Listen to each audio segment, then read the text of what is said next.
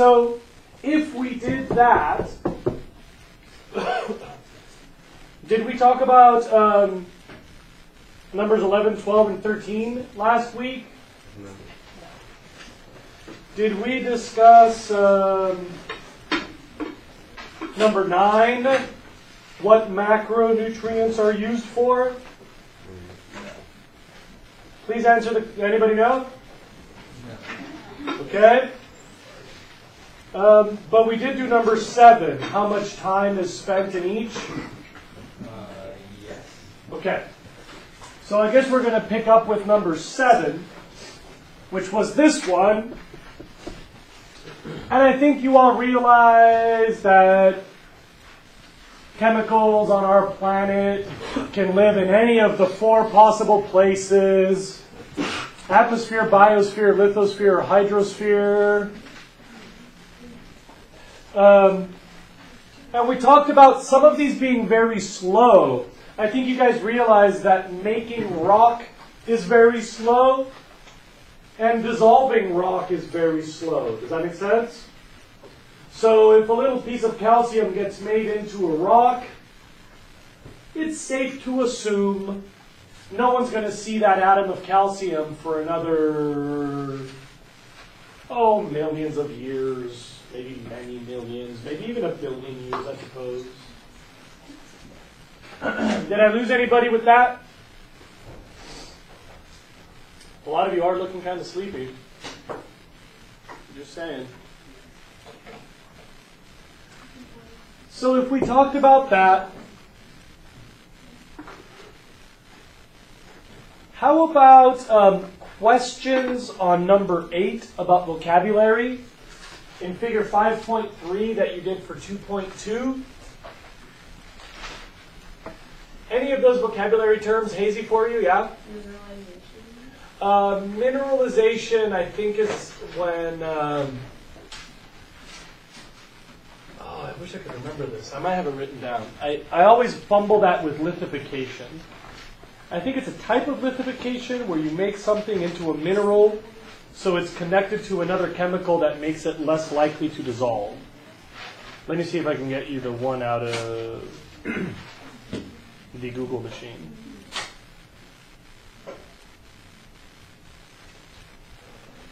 Yeah, so something organic becomes inorganic. You make it into a mineral substance. Essentially, it is bound in a way that's less likely to react with water.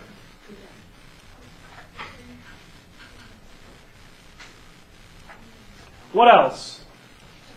Other vocab in that number that I can help you with?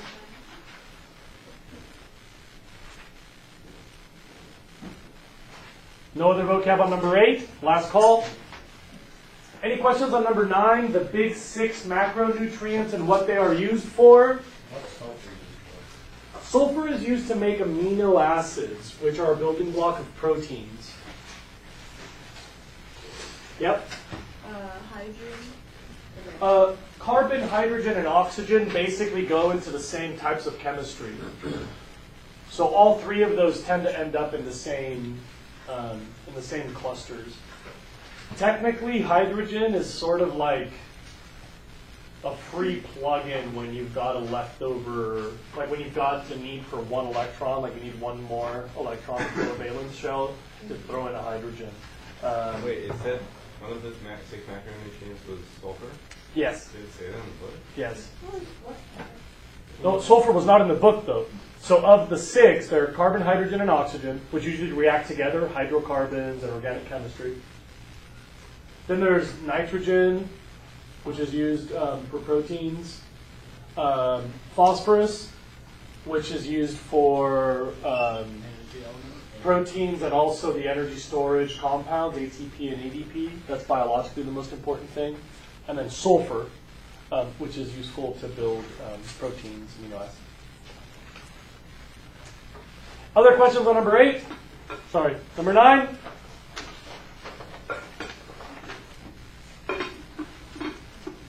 What about numbers 11 and 12? The geology vocab? Can I help anybody with any of the geology vocab?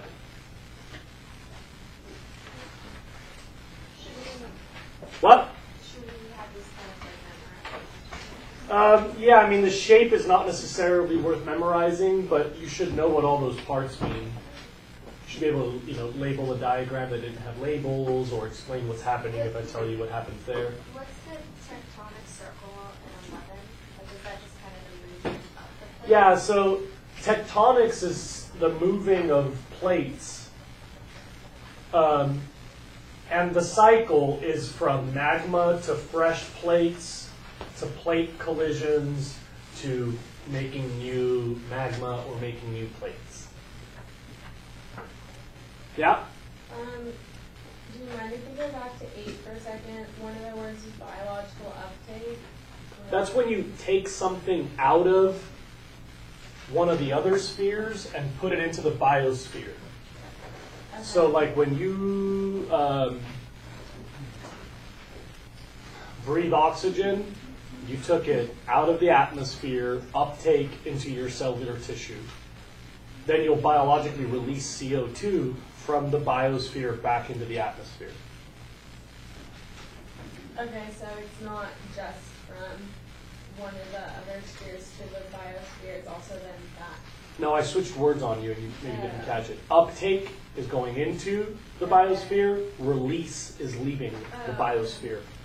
So like a tree will absorb nitrogen out of the ground, that's uptake. You eat an apple and break down that nitrogen and pee it out, and that was the release part. Anybody else? And in the geology, any questions? Numbers 11 and 12? A lot of this stuff I think is kind of candy cane, and you might have already seen it in earth science or in middle school, so I really got to know whenever you don't understand something. I teach students from all over the place, and so a lot of times I just assume that you know if you're not asking. Yeah? What's metamorphism? Metamorphism is when you transform one type of rock with heat and pressure into a different type of rock. What else?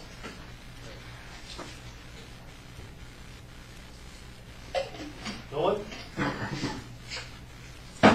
Then what is lithification?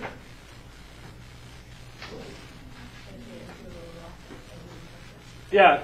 Does anybody know what this rock was before it became this rock? I can tell what it was. What was it? How do you know that it was sand? Those aren't all rocks. Let me help you out with something. That might make it easier to figure out what I'm getting at. It's like this. Looks like a beach. Yeah, it looks like a beach. It looks like this. Those are ripples in the sand. That was the bottom of a bay somewhere. And something changed and the bottom of that bay became a rock. It could be all sorts of stuff that changed. Maybe climate changed and rain stopped flowing that year. Maybe there was a mudslide that rerouted a river. Maybe there was a fire that clogged the bay with a bunch of ashes. Or maybe the ashes dissolved into water and changed the pH, so the sand in a different pH reacted chemically to make rock. You should know that there are many ways that things become rock. But you can tell this was underwater at some point and it was just plain old sand.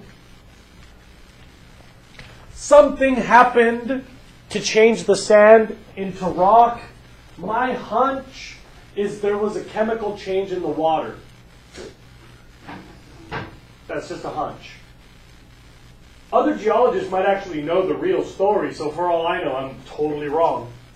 But that's what I'm guessing. Then, other layers on top, they get squeezed in chemistry and time, and you wait a long time, the tectonic plate gets shoved up into the Santa Barbara Hills, tipped up on its edge.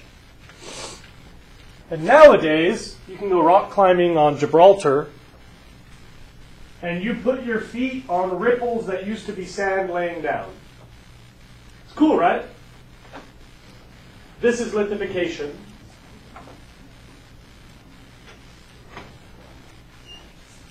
And After I answer number 13, the study goal, we'll come back to talking, sorry, the warm-up. After I answer the warm-up, we'll come back to lithification.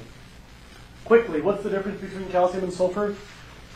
This was number 13, so you already answered it. Calcium moves through where? Air. Atmosphere. Which one? Sulfur is gas. Sulfur's faster than calcium. The deal is that calcium doesn't have a gas phase. So you've got to figure out how to cycle it from lithosphere to hydrosphere to biosphere without ever going into gas. So either it's in something that's alive, or it's in rock, or it's on the way from one to the other in water. You can imagine, aside from the stuff that's alive, the only calcium entering the picture is coming out of rocks, being carried by water. And dissolving rocks is very slow. The only calcium that's leaving the game is leaving water on its way to becoming rock. And that's also very slow. So aside from the metabolic cycling within the biosphere, all calcium, aside from this, is on its way into and out of rock being carried by water. Slow, because we've got to make rock, or we have to dissolve rocks. And we know that rocks last a really long time. They're dissolved 1 grain of sand at a time by wind or by rain. Do we all know this? So remember that because there's no gas phase, calcium is slow. Sulfur, because it does appear in the atmosphere, gets shuffled around pretty quickly.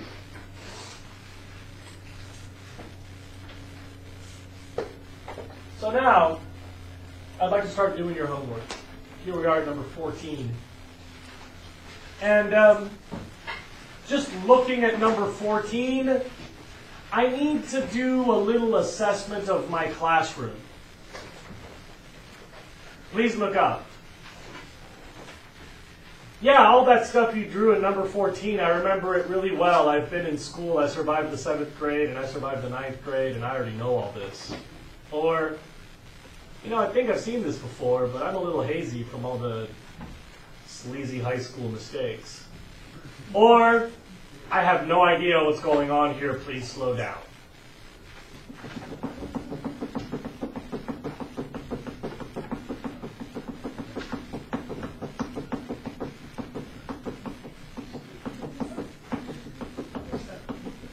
Cool. So class-wide, it seems that most of you would like a little review, and some of you feel really confident, so I'll split the difference and give you a confident review. Here we go. Within the biosphere, meaning right here, within the biosphere, medium speed. These things are moving metabolically. The main players in this game are plant, animal, and angry sun.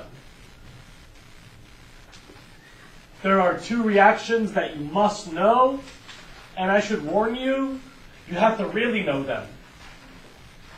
Like the chemical symbology, you gotta know what all the ingredients are, and you gotta know who does what where.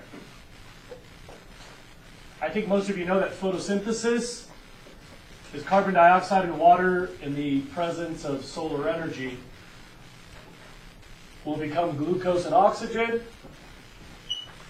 And if you just do that in reverse, glucose and oxygen in cellular respiration give off CO2 and water plus some energy.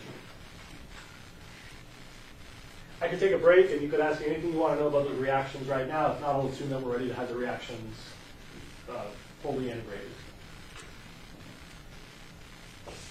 Remember, kids come from all over the place, so if you don't ask, I just have to assume that you all knew this because yesterday you talked about it in bio. Yeah? What are the 2 words under photosynthesis? Cellular respiration. No. Cellular respiration. What else? What's that equal time in the middle? Oh, I'll get to that. Thanks, but I'm not ready yet. Shut up and sit there. What's the arrow going across the human pointing to the exclamation point in the... And I'll get to that too. So here we go. Watch this. Why do plants make sugar?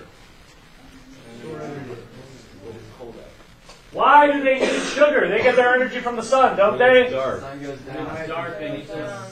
survive. And bonds. Sometimes the sun goes down. So you might remember something. An input of energy is required to spit out the glucose. In us, we take out that energy to run our bodies because we can't run on sunlight. Plants can only run on sunlight during the day.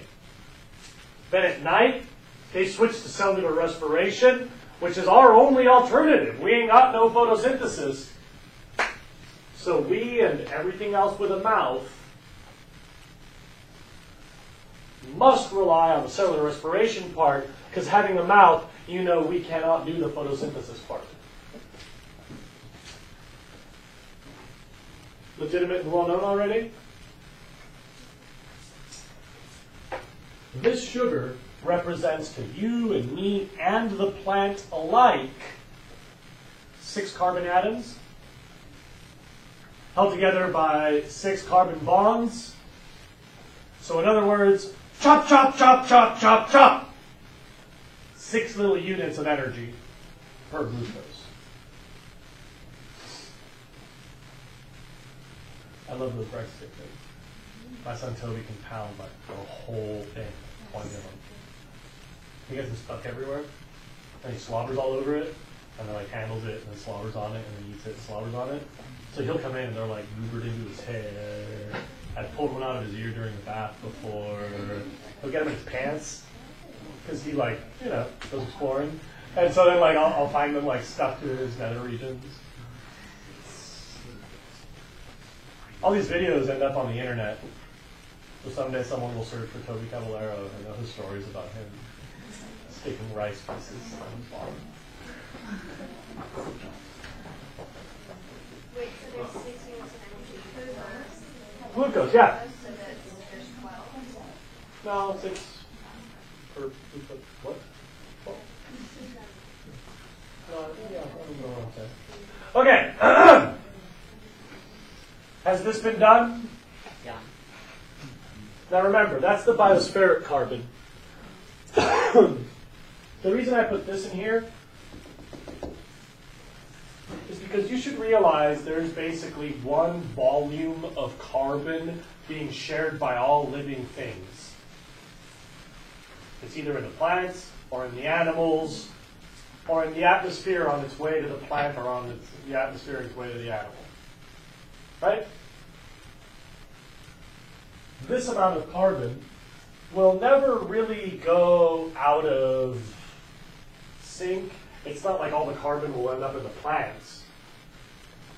And it's not like all the carbon will end up in the animals, because they're both sharing it, they're both breathing it in and out. It moves really quickly. The atmosphere redistributes it everywhere on the planet. So you don't need to worry about the biotic carbon cycle. There is nothing wrong with it. These are both fast processes. You can imagine the plant breathes about as quickly as you breathe. So it's not like the plants are doing their side really fast and we got to speed up. It's not like the plants are doing it really slow and we got to find a way to put the brakes on us or speed up the plants. This is pretty much equal speeds both sides. 15, though, includes carbon and cars and drilling and red. Red for holy crap, we're all going to die. So you probably know where I'm headed with this because you all watch the news and you've heard that we have more carbon in the atmosphere than we have for a really long time, that we humans put it there, and that carbon is causing global warming. Yeah? What is that? I'll get to that, I promise. I should tell you right now that I have great faith in science, and I understand the scientific process. I should also tell you right now that I love debate, and I myself am a very skeptical person. I like to think I'm more skeptical than the average bear. I think being skeptical of the information we hear in the public sphere is very important, and so I'm always looking for conspiracy theories, and I always doubt what I'm told. Go ahead and look it up. Don't believe me. There are a few facts about the climate change question which no rational scientist can debate. A few facts. One, that humans have added carbon to the atmosphere in gross numbers. This is undebatable. And if you'd like, you can join the carbon measuring effort. It takes a really cheap carbon sensor on a really expensive high elevation hot air balloon. But if you have access to, Mauna Loa on Hawaii or some other high elevation place, you can go out and you can measure carbon. People have been doing it for a really long time, and there's no doubt we have about 40% more carbon than we did 100 years ago. No doubt. We're about 140% of what we were 100 years ago. I've never met anybody that has any evidence that could contradict that. Maybe I'm wrong with my number, but you don't have to believe what I say. Just look it up on the internet. There's no doubt that carbon levels have elevated. I've never met a rational scientist to debate that one. Second of all, we know that carbon comes from human activity, and we can actually find really clear measurements of how much stuff we've taken out of the ground, proportional to how much carbon is in the atmosphere, and those things are pretty close. So humans are responsible for that extra carbon. That part's a no-brainer. And we also know that carbon gas holds heat. So with more carbon gas, we hold more heat on the planet. That's also not really debatable. The scientific conversation about this is mostly focused on the predictions. So where is this taking us? How is this going to turn out for us? There's a lot of very rational, very important debate about that. But when they tell you on the news that there are scientific questions about climate change, there's really no question that there's extra from us heating the planet. Those things I've never heard any scientist actually contradict with evidence, any of that. So let's talk about that part. Because that's really interesting. And by the way, you guys realize that we have found other problems with the extra carbon, right? Other than just the global warming. Anybody know another problem with the extra carbon? Anybody ever do an experiment where you put a pH probe or litmus paper into a glass of water and you blow into it with a straw? That's cool. When you mix carbon and water, you get carbonic acid. You can do this at home. I'll do a demo for you later in the unit. Sorry, later in the year. Where we just take a straw and we take a beaker and we put water in it and I put a pH probe and I turn it around to the class and then I start blowing bubbles into the glass and 40, 50 minutes later the pH has dropped very significantly in that water just by blowing CO2 into it because CO2 mixes with water to make carbonic acid, which makes the ocean more acidic. So this carbon is getting into this hydrosphere and it's messing up the oceans much quicker than the heat is messing up the oceans. That's a scary news flash. Okay, so let's go back to freaking out. Imagine that you were to kill Jose and throw his carcass over the fence into the bushes over here. There's all sorts of nasty stuff in the bushes over there. I would not recommend exploring. I think there's like an encampment of various users down there. But if you were to throw Jose's carcass over the fence, you guys realize that Jose would be decomposed very quickly. The juices would leak out of Jose and irrigate the plants. The gases would bubble out of the carcass and make stinky stuff in the air. The animals would chew up and digest the meat of Jose. Within a year or two, it would just be a skeleton, really. And within a couple thousand years, even that skeleton would get mashed up and broken up into very fine calcium carbonate powder. Everybody know that if Jose gets thrown over the bushes after he's died, he'll become other living things eventually? This is obvious to everybody? And do you realize that almost all organic matter on the planet is decomposed and recycled? There's no giant trash bin somewhere. All your poo gets recycled. All your dead skin cells get recycled. You are all made of somebody else's ancient poo and somebody else's ancient skin cells and God knows what else, other leftovers. And if that's too gross, remember before we were a planet, we were all stardust. Does that sound better? So you're all made of stardust. That was poo in between, and now it's you. The punchline of this time frame is to remind you that most organic matter is decomposed and made into more organic matter. In other words, if your ingredients are biospheric now, they'll probably be biospheric in 100 years. Not a newsflash, right? No surprises here. Everybody knew this already? Because here's the part that maybe you didn't know. Sometimes a little bit leaks. We call it leakage from the biosphere into the lithosphere. Like this fisherman, he spat overboard. And in his spit was a little poppy seed, and that little poppy seed somehow got to the bottom of the ocean before any animals could eat it. And before someone came over to decompose his poppy seed, a bunch of sand moved around and he buried a poppy seed in the bottom of the ocean, and that'll become rock eventually. That's what we mean by leakage.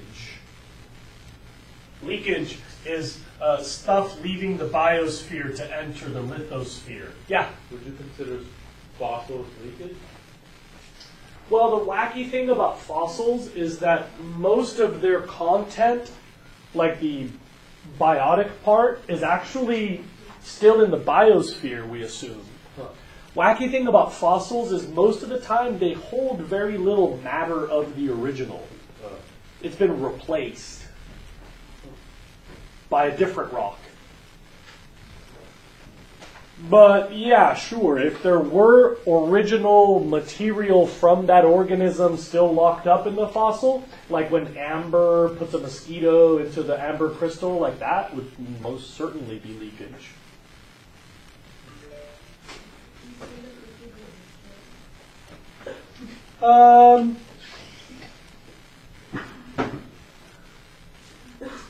Well, let's not focus on my lingo because I'm using a metaphor and a metaphor to make another metaphor. Leakage is when biospheric ingredients enter the lithosphere. Which one's the lithosphere? That's rock. And only lithosphere, not hydrosphere, and not another sphere. I guess not. Because usually when we're talking about water or we're talking about atmosphere, those are still accessible to life. Wherever there's water, there's life, and wherever there's air, there's life. And so really the leakage is when it's no longer in play. Living stuff can't get to it. Okay? And maybe you can imagine how this happens. It happens all the time everywhere on the planet. Very often it happens where a river goes out to the ocean. So we'll use that example, but there are others. Imagine, for example, some monkey is swinging in some tree in some forest, and a giant mudslide comes along and buries all of them. Now, if that mud was close enough to the surface that the worms could eat it, it's still going to get decomposed. Do we agree with that? If something in the forest can claw its way out and make a little tube and water starts soaking in, that'll probably get into the biosphere. Do we agree? But imagine in some fluke, like a really, really rare, unusual situation, organic material incorporated into rock. By the way, that's what we mean by carbon sink, which is one of your goals in your homework. carbon sink, or any sink, is a place where carbon is locked away from biospheric usage, meaning the biosphere can't get it anymore. It's gone into rock. It has sunk out of the biosphere into rocks, into the lithosphere. The way this usually happens is you get a sediment basin where like dead algae will pool up on the bottom of the ocean, and then there's some sort of a geological change that buries this in some other type of sediment. Just so you know, the odds are pretty slim. There's not a lot of this happening. I always use a metaphor. The chances of throwing organic material into the ground and getting fossil fuels are probably the same as blowing up your kitchen and catching a peanut butter and jelly sandwich. They're pretty slim chances. The right ingredients in the right proportion have to fall together in the right order, and it's much more likely that the wrong ingredients will fall together in the wrong order.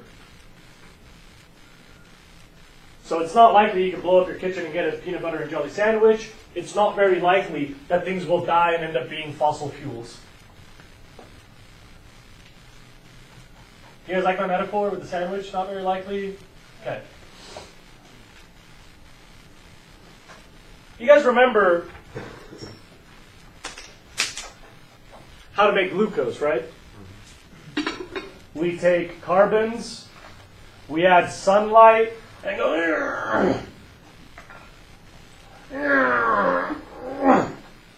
and we get a glucose out of that. Remember, it's a ring, it's not a line, but my markers suck for this demo.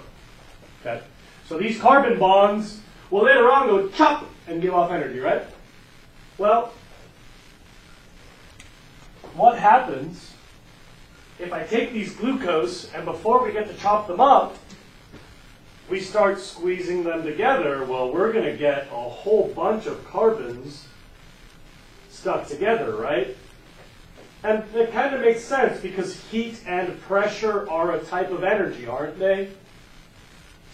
So it took energy to make these with sunlight. It took energy to make that just from heat and pressure. I have an analogy for you. My little dude Toby got his first Legos this weekend, and he's like, rain is blown. I remember when I got my first Legos, and they kind of blew my mind too. But I have a Lego analogy. Imagine you've got a pillowcase full of 1,000 or thousands and thousands of loose Legos. They're all loose. Okay? You close it up somehow, little ribbon, little zip tie, whatever. And then you start to knead it like dough. You start to squeeze on the sides. You shake it up and you sit on it. You stir it up and then squeeze some more. Squeeze some more. Do you all believe me that some of those loose Legos will by chance just stick together? Okay. Small carbon chains, glucose and other carbon compounds, with layers of stuff on top under lots of heat and pressure will make long carbon chains that we call fossil fuel. Is that okay? Can we call that fossil fuel now? Long chains of carbon that were randomly clicked together by heat and pressure? Yeah. What does it say that it equals? I just made it, oh, that's C18 in this case because I wanted to make gasoline, but there's all sorts of carbons. In fossil fuels, you get everything from C2 to C80 or C90. Can't you artificially make long carbon chains? Absolutely. Yeah, you can do this in a laboratory. It just takes a ton of energy. You got to use more energy than you get out of it. But if we had free energy, we can make fossil fuels, no problem. Because all you need is heat and pressure and carbon, and we have carbon and heat and pressure. We have mechanics, so we have smart people. So you could theoretically use solar energy to make gas. No theoretical about it. Could you do that? You absolutely can, but it's really tricky. We need a lot of solar panels to make a little bit of fossil fuel. But yeah, you can. There's nothing theoretical about it. It's been tested and stuff. We know how to do all that. Yeah? Fish talk? No? Okay. So far no problem, right? Sometime, a little over 100 years ago, I think, maybe less than 100, I don't know, you can Google this. Someday, about a while ago, some dude figured out that you can punch a hole in the Earth's crust and, like popping a zit, petroleum will come squirting out of the Earth, and you can catch that in a barrel, and you can sell that for a lot of money and throw your cowboy hat in the air and yell, "Yeehaw." Grandson becomes president. And then you can take that barrel of fossil fuel and you can sell it to the gas station guy who will sell it to you to put it in your SUV baby killer. And you get in there and you slam the door and you rev it up and turn down the tunes and you take off and run over the old baby pushing the baby stroller. The thing that made your car move was all those carbon bonds. Inside your cylinder, the spark and a bunch of oxygen is distracting the carbon to make CO2 that comes out of your tailpipe. You remember how the oxygen is just there to keep the carbon company? So inside your car, you've got the cylinder, and gasoline comes squirting in as a gas usually, and oxygen comes squirting in from another part, and a little spark goes off, and inside there it goes, and you get this giant surge of energy that pushes the piston head down at great momentum. And that will spin the main, what's it called, crankshaft? Anybody know? Drive shaft? Drive shaft, looks like this? Yeah, whatever. Pushes the chingadera inside your engine.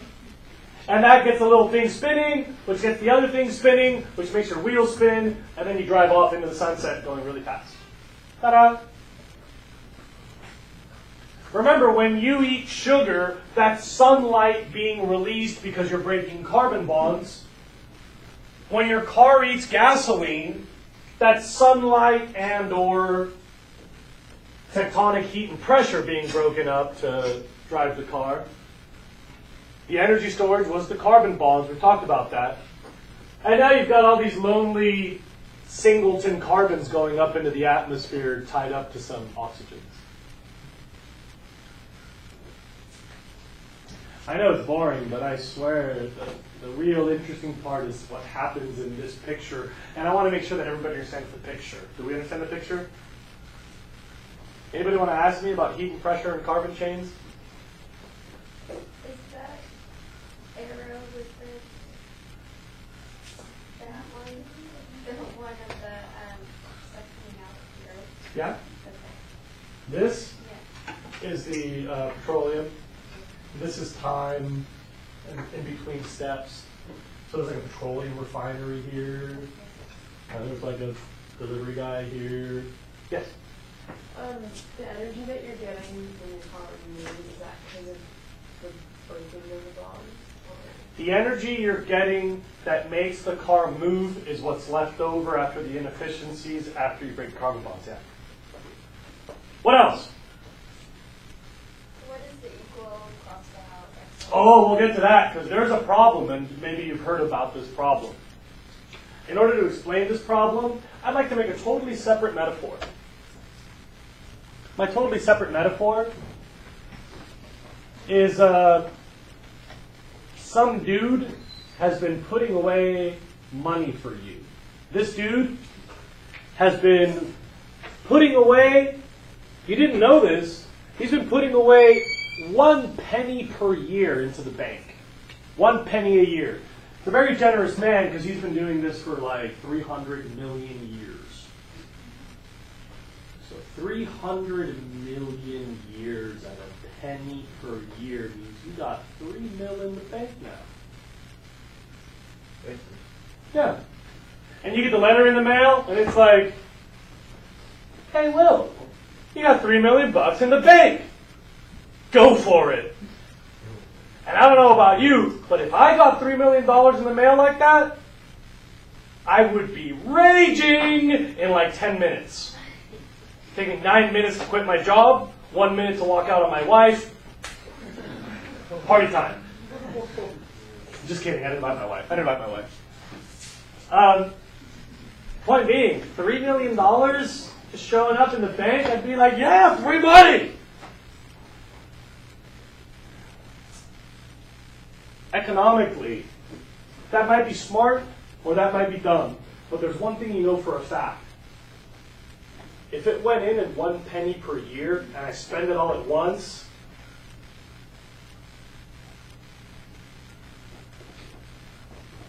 there's a difference in the timing, right?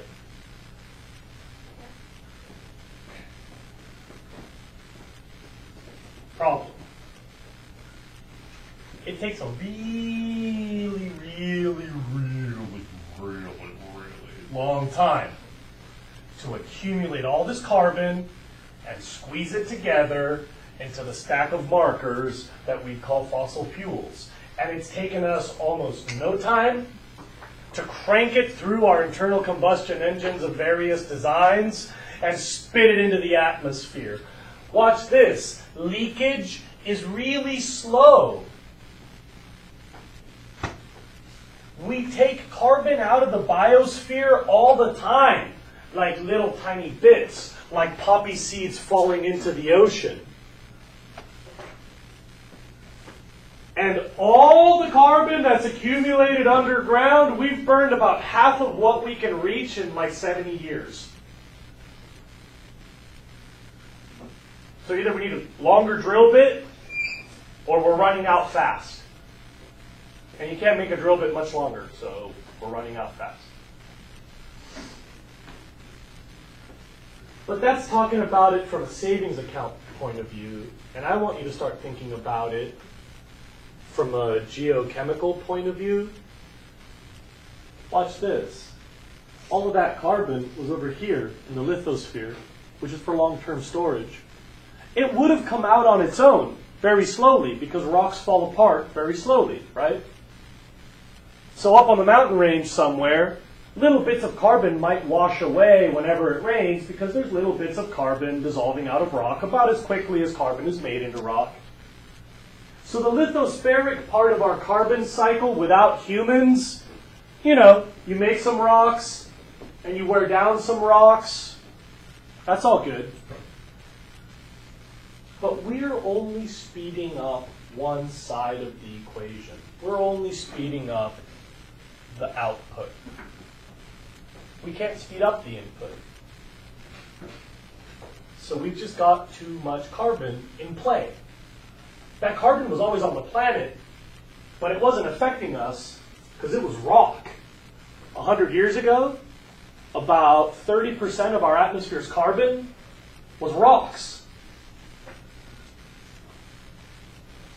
You know what's funny? If people just said, oh my God, we have too many rocks in the air, everybody would freak out because rocks falling from the sky sounds really scary. But if we say carbon in the sky, everybody's like, communist.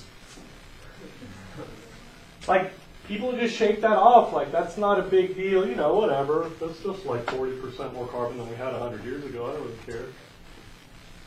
But that carbon is, you know, we'll spend whole units talking about that carbon. It's making our oceans acidic. You know that you'll be the last generation to eat oysters because the ocean's getting too acidic for oysters to build their shells. Hope you don't like those. And you know, the planet's getting really hot. If all the humans disappeared from the Earth today, we've already caused the greatest rate of extinction in the history of life. Like, if we could just send all the humans into the air and into space, every one of us just be gone so the planet finally gets to take a break. We've already launched the worst mass extinction ever, and we can't stop it because our planet's going to keep heating up after we're gone.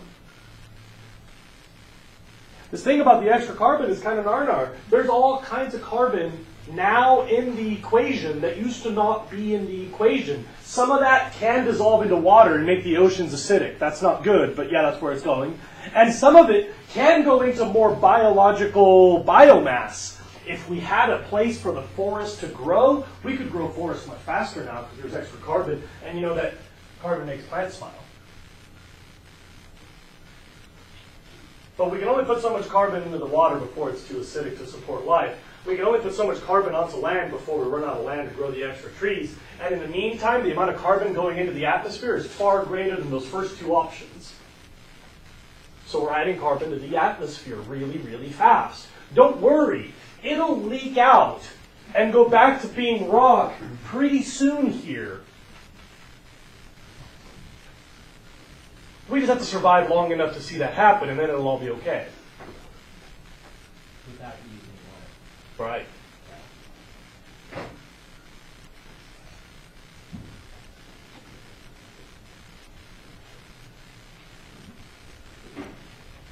We'll talk a lot in this class about this stuff, and about this stuff, and about this stuff. But the one thing I really, really need you guys to know is this thing about the rates. How in different places these things have different issues. And remember, the rock thing is slow. In nature, this is a slow input with a slow output. But we found a way to rush the output only. It's just like dumping a bunch of extra money into the economy. That's not necessarily good. Dumping a bunch of extra carbon into our living part of the carbon cycle is kind of dodgy. We don't have enough dirt to make all the extra plants, and we don't have enough ocean to absorb all the extra carbon, so that's the atmosphere where it's going to create extra heat, and this is why everybody's freaking out. A lot of people think this whole carbon thing is a scam, and I love scams. I'm a conspiracy theorist to the core. But if there's any chance that it's for real, and I think that most scientists are telling me it's definitely for real, then this is actually like kind of a serious issue, because we have no plan B. We're just waiting for leakage. And you know, it's not really balanced. It took us 100 years to do this part. It took us somewhere in the ballpark of 300 million on average to get it into the ground in the first place.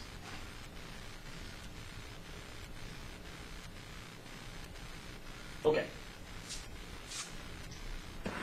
2.3 is due tomorrow. We'll talk about the nitrogen cycle tomorrow. Are there any questions about carbon? Yeah, bro. At what rate that we're drilling now are we going to stop, or it's going to be less efficient to start? You should know that's a super complicated question. First of all, depending on my economic philosophy, I could tell you between 70 years and never. Because under one valuation of resources, it'll never run out. The price is going to keep going up as it becomes more rare, and the last bit will be too expensive to get at any time. Right. Another layer of complexity here is currently available but not on the map yet, so we still have to find it, or currently unavailable but with growing technology maybe. Gotcha. So now we're talking about technological potentials that are over my head. Right. Most alarmist hippie types like me, we say 30 to 70 years before our economy has to fundamentally change, one way or another. I'll be here to see that. Oh yeah. Yeah. I might even be here to see that.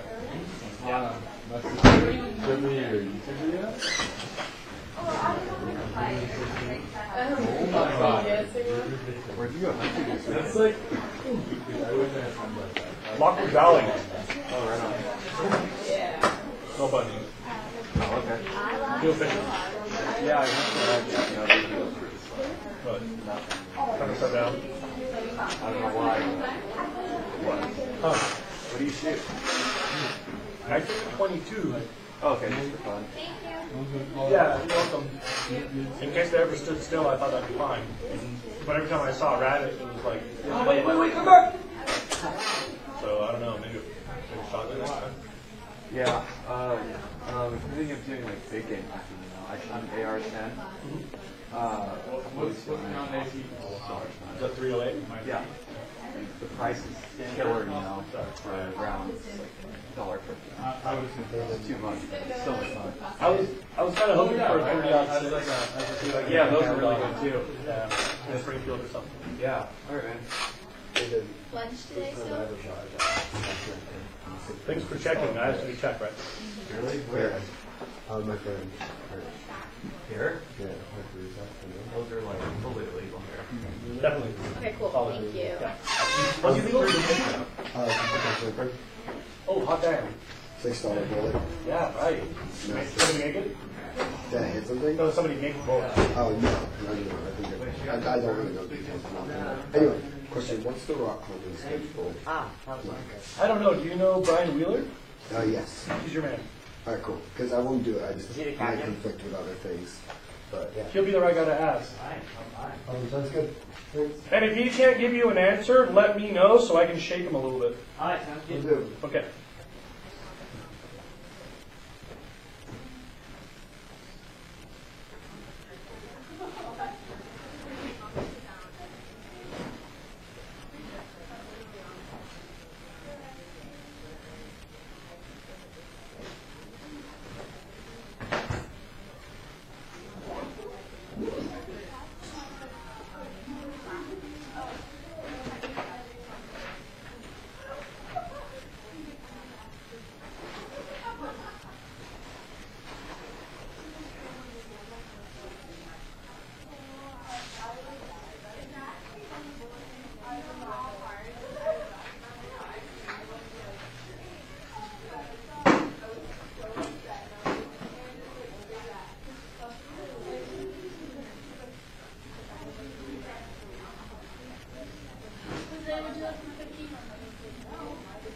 Sure.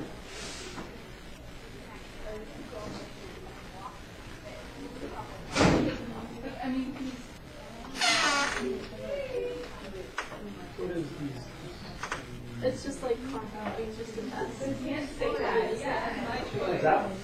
That's growing.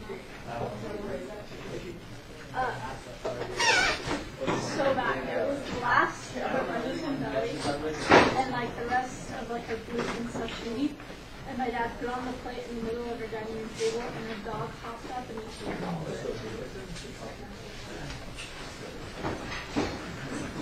Kind of awesome. Like we've seen him like jump on the table and go for stuff, but like he had to like climb on.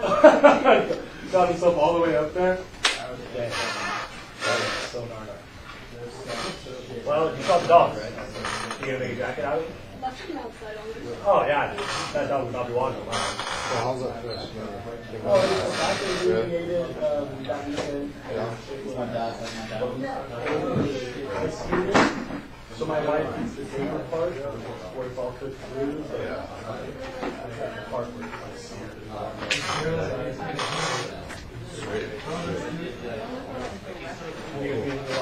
Yeah, my dad smoked a bunch of it, and it's frozen right now. 50 pounds frozen. So. Hey, can I help support the packaging piece for that? Because I know that is that He does it himself. Oh really? Yeah, he has a vacuum sealer and all that stuff. He does it himself. Well, I mean, I gotta figure out how to get it out. I mean, do you guys eat like mushrooms or if I ever choose an idea, can I grab it or what?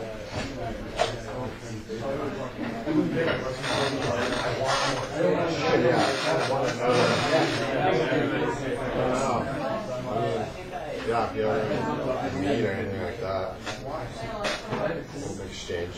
But sweet. 2.3. Hey Sarah, will you make a note? We gotta put up the period 3-1 after we turn the ends. I have no idea what you guys said. I want to put up the period 3-1 and I want to trim off the ends because I finished early and I started late. So can we snip off the parts that aren't the lecture and then put that lecture on page? I don't know how to snip off. Okay, fine. So put that one on. Period 3. Okay, I put period 3. I will delete period 2. Question 17 after, and all the questions that they figured out like cycle. Am I doing anything?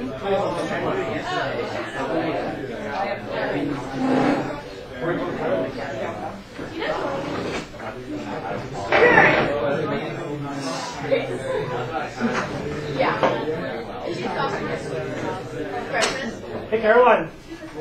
I bet you that cooler's going to start smelling. No. Oh. Do you want it delivered to your car? I don't know if I want it. Does it smell like Caroline in there? No? Excellent. Excellent. These are so fucking I know. They give me a pass. I know. Thanks.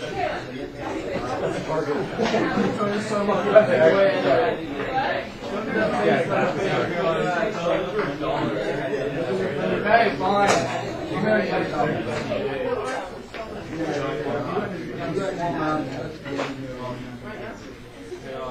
No.